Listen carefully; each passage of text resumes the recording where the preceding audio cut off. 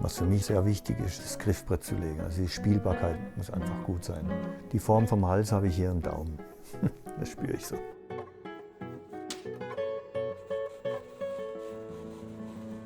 Als ich damals mich für den Gitarrenbau interessiert habe, das war schon eine verrückte Geschichte.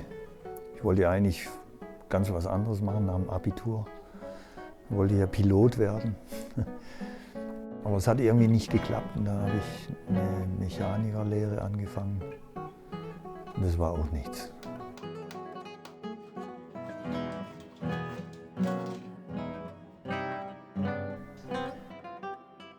Ich habe mir so eine Gitarre ausgeliehen von einer Freundin gespielt und irgendwann habe ich mich gefragt, wer macht denn die Gitarren? Wo kommen die her? Da gab es einen Geigenbauer, der war ziemlich bekannt, der Rudolf Ehrers. Da habe ich den gefragt, wo ich denn sowas lernen könnte. Da habe ich mir ein paar Adressen gegeben, das und jenes. Da habe ich da angefragt, aber war nichts zu machen. Keine Chance.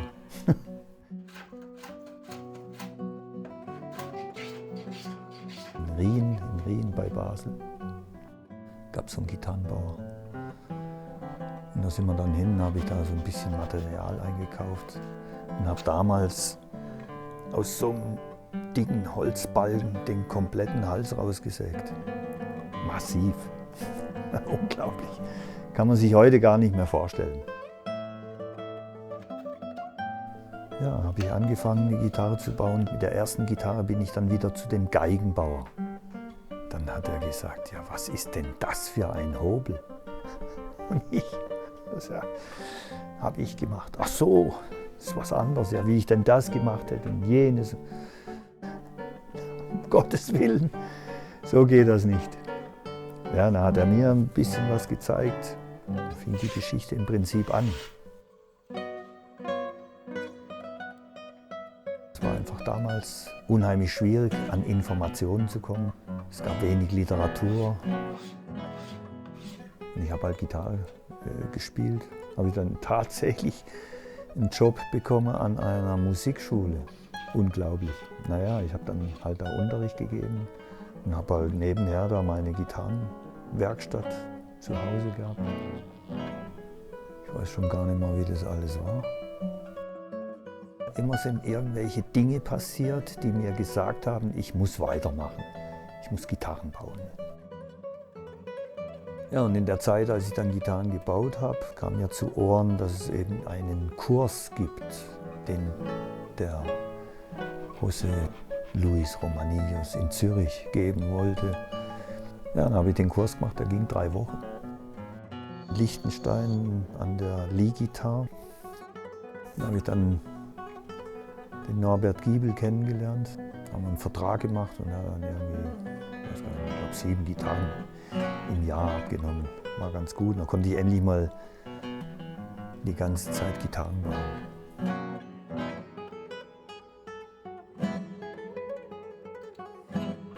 Ja, dann habe ich die Gesellenprüfung bestanden und dann gesagt, ja, mache ich den Meister, mache ich den Meister. Dann habe ich gesagt, nee, gehe ich lieber nach Spanien.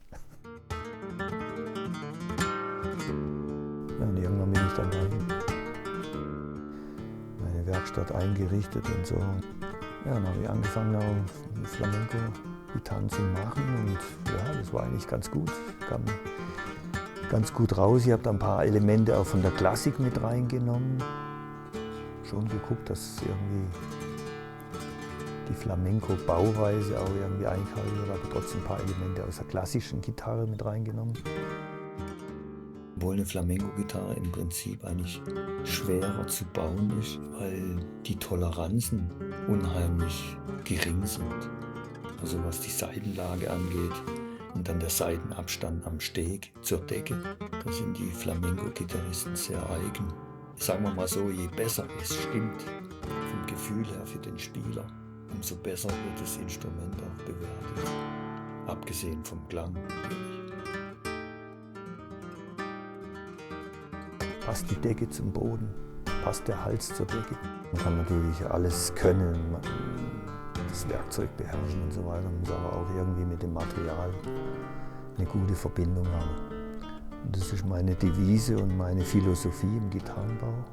Das umzusetzen, was man persönlich spürt. Also wenn man offen ist und ein gutes Gefühl hat, mit sich selber auch, ist auch wichtig.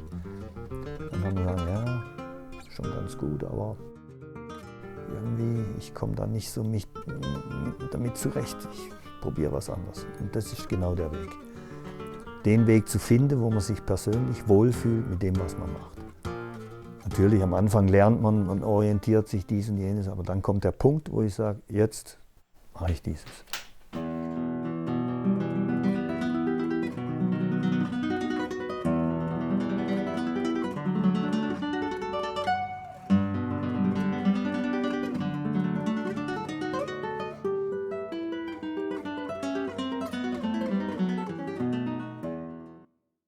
Das war irgendwo in Norddeutschland. Wir sind dann immer nach Hamburg gefahren, haben die Produkte an die Reformhäuser geliefert. Ja, und da war eben auch so eine Geschichte, als ich dann die Tour gelernt habe.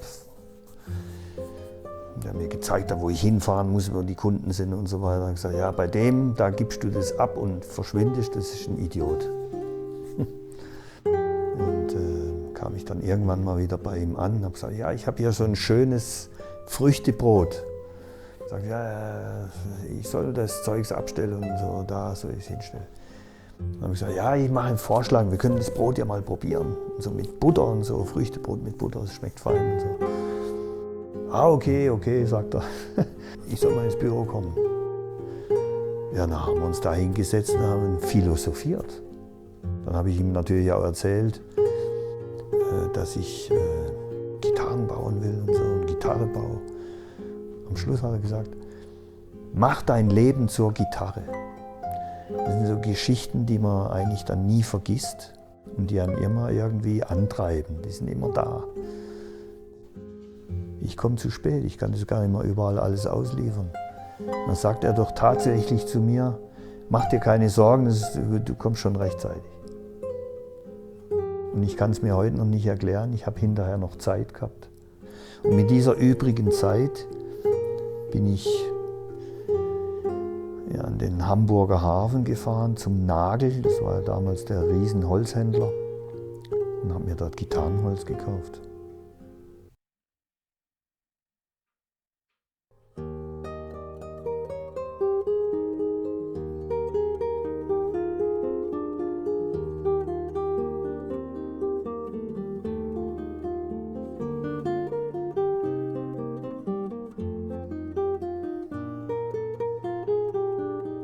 Ich bin des Treibens müde.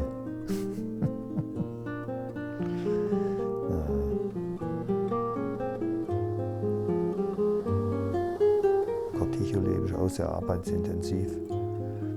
Gibt es immer was zu tun. Aber der Spaß am Gitarrenbauen ist weiterhin vorhanden. Das ist mein Leben.